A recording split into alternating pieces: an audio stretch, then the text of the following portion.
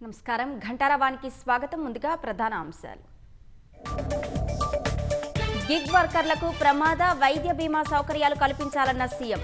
పాలసీపై అధికారులకు పలు సూచనలు.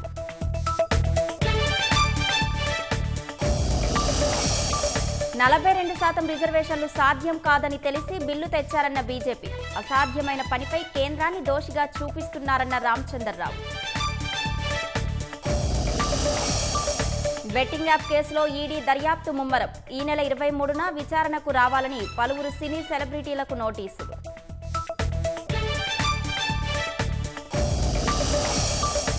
బంగ్లాదేశ్ ఎయిర్ ఫోర్స్ శిక్షణ విమానం కూలి 19 మంది మృతి. ఢాకాలో ఘటన, కొనసాగుతున్న సహాయక చర్యలు.